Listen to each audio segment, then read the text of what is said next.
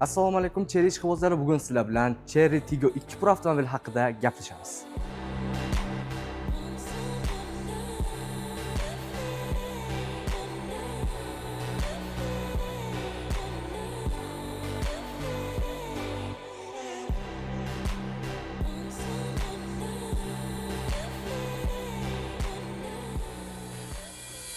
Zamonaviy dizaynga ega ixcham krossoverimiz bir turbo motor bilan jihozlangan bo'lib, 102 ot kuchiga ega, shahar va oila uchun ideal variantlardan biri hisoblanadi.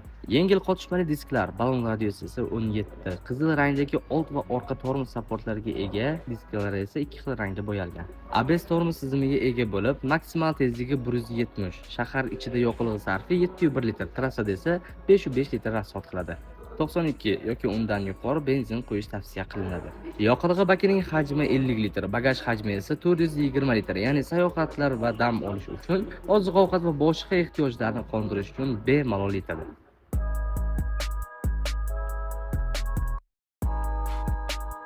Qulayliklari juda ham ko'p. Urgut Cherry avtosalonimizga kelib, menejerlardan yanada to'liqroq ma'lumot olishingiz mumkin.